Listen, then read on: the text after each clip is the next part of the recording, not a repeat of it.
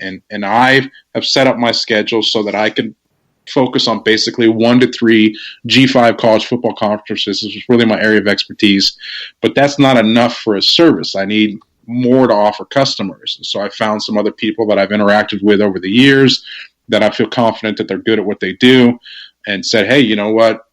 If you don't want to be personally involved with it, that's fine. I understand, because they all have careers and stuff, and they're concerned about the tarnishment of their reputation as well, simply that whole guilt by association thing. I said, hey, look, I'll more than happy to be the face of the organization if you just send me the information and you continue to do well, and I'll share 50-50 with you or some other arrangement that we think is fair.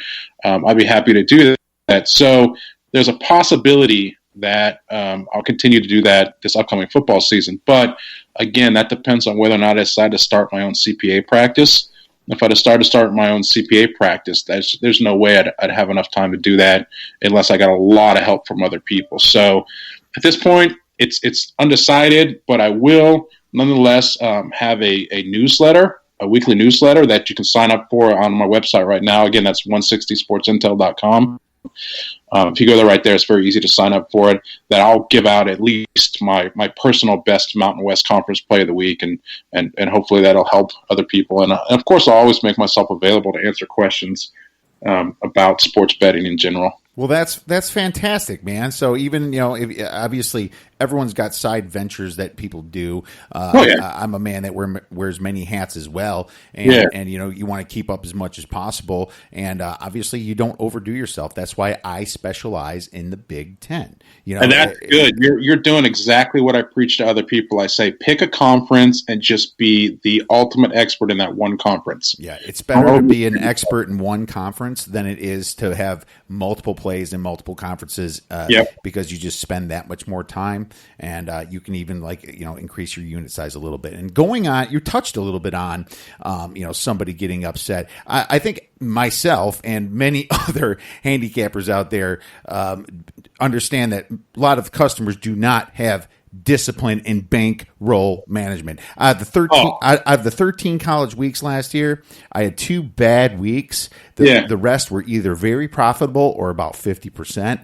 And I had someone that joined up, had a bad week and comes right at me. Just one of those bad weeks out of 13. I'm like, you know what? I'm not even going to answer this guy, because I constantly right on my website, right where it says after you log on as a premium subscriber, it says you have to have proper bankroll management to get through the ebbs and flows of sports betting. And if you don't do that, you don't have discipline, and you shouldn't be sports betting in the first place. Why don't you touch on that a little bit?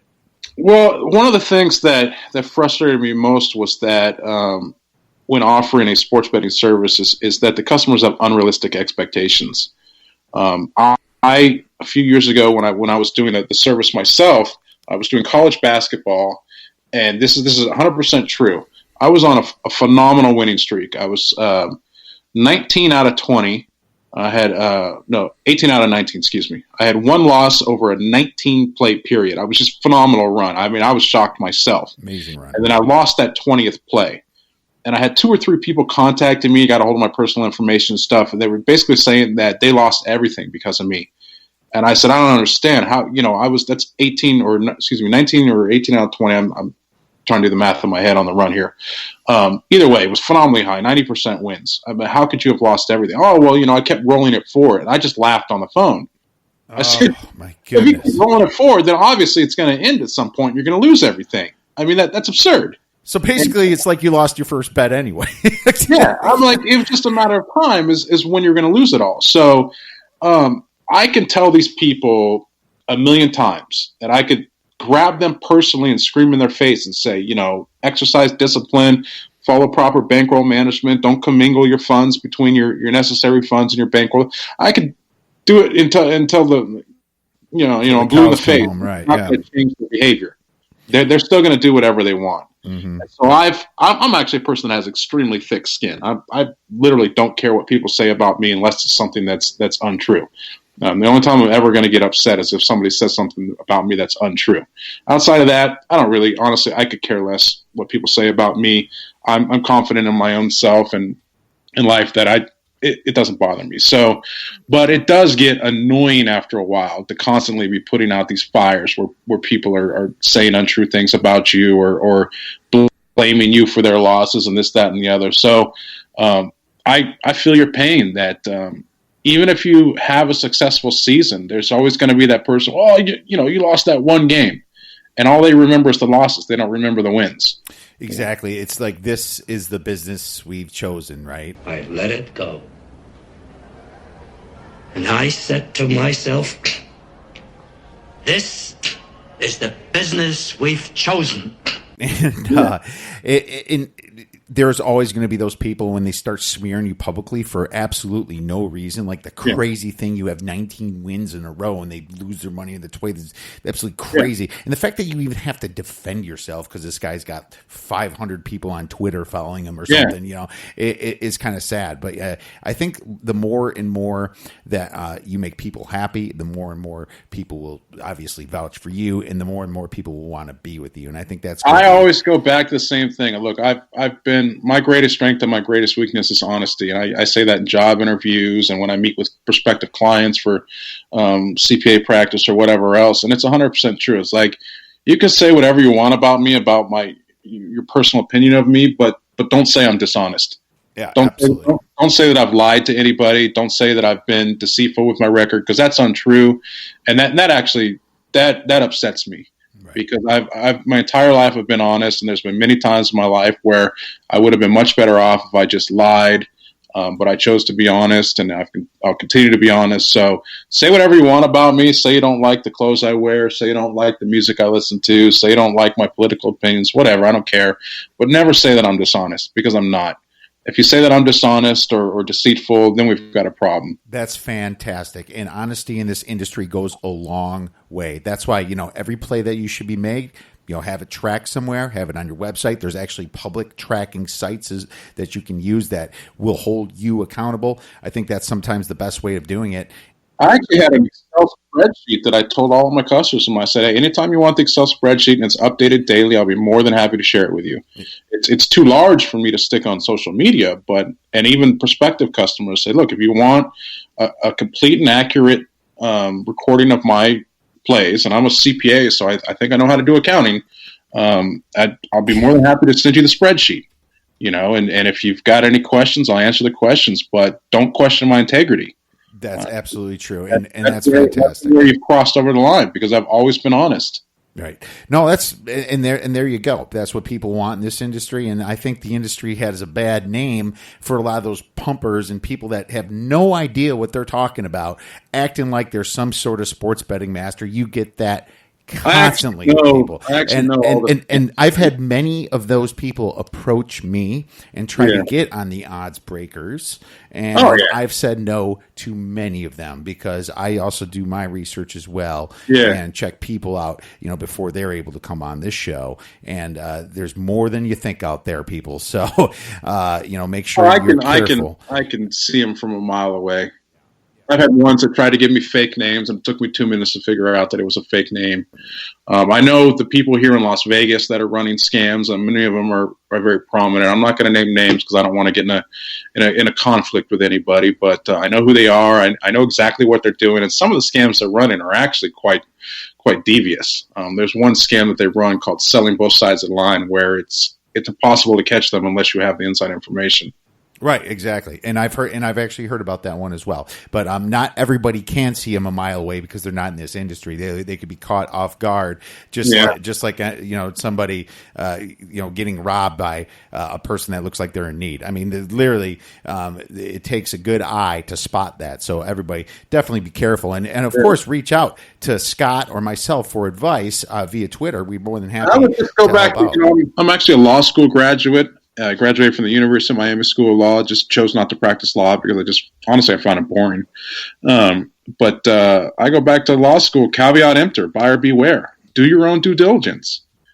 Look, does the person appear to be using a real name? That's the first thing you should be looking at. Do they appear to be using a real name? And if they're not, then you should run away. The second thing is, do they appear to be acting in an honest manner? Just do your own due diligence, and then ultimately make your own decision. Absolutely, and that's important. And so, very great advice there. And let's move on to the next question, because we can literally talk about some of these topics forever, my man. Oh yeah, like each question could be its own hour-long show. And this is probably why people should get your book, because you probably cover a lot of this. It's all in there. Fantastic. What sports do you specialize in, Scott? I specialize in G5, which is the group of five, college football and mid-major basketball. And the reason why is because that's where you find the loosest lines, meaning that the line is most far away from what it should really be if you were trying to determine the outcome of the game. And that's because so few people bet on those games that those lines don't really get what's called hammered into shape, so to speak. And people would say to me all the time, oh, well, I don't want to bet on Mountain West Conference football. I want to bet on the NFL because that's the big boys. And my response is, look, the only difference between betting on an NFL game and betting on a Mountain West Conference game is the betting limits. On standard minus 110 payoff odds, a win on a Fresno State football game pays the same as a win on the Raiders game. Mm-hmm. The only difference is the betting limits, and 99.9% of the people out there are not betting anywhere near the limits. You can bet $1,000 on a Fresno State game.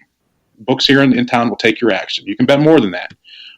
And most people are nowhere near that amount. Not to offend anyone, but just speaking honestly, that most people are in the couple $100 a bet range, which is perfectly fine. You should always bet within your own financial means. Mm-hmm. So if you're betting a few $100s a game, even upwards of $1,000 a game, and you bet on Fresno State at minus 110 payoff odds and you win, that's the same as anyone else that bets on an NFL game and wins at minus 110 payoff odds. And you're going to find better opportunities for winning in Mountain West Conference football games or Sun Belt Conference games or Conference USA or the MAC or even now the AAC, which is really closer to a Power 5.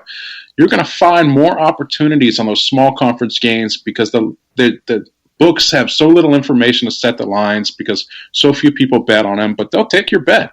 You can walk down to MGM and bet $1,000 on Fresno State or Hawaii or whoever, and they'll take your bet.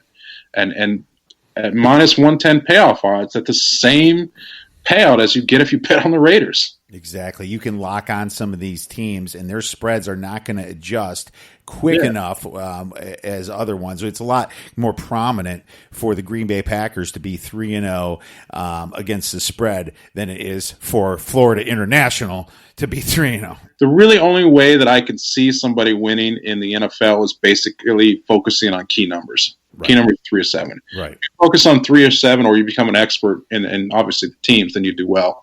But it's really hard to win in the NFL because those numbers are so tight. Yeah, it's very, very hard, and that's why when it comes to my NFL betting, it has to be either right away usually or right before the game, right when some information comes out. You got to be quick to the draw. The NFL is definitely not my most profitable.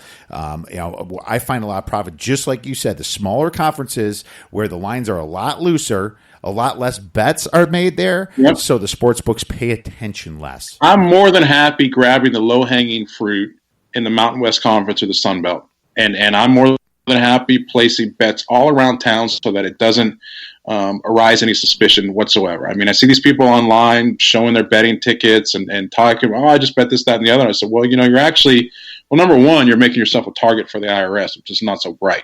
Like that guy Vegas Dave. I'm like, dude, you basically just made yourself a target for the IRS because you're sports betting winnings for taxable income. They are. So I see all these guys online. Oh, I made this much money, and the local guy here that likes to flash his money, the guy that's using the fake name because he has a criminal conviction for fraud.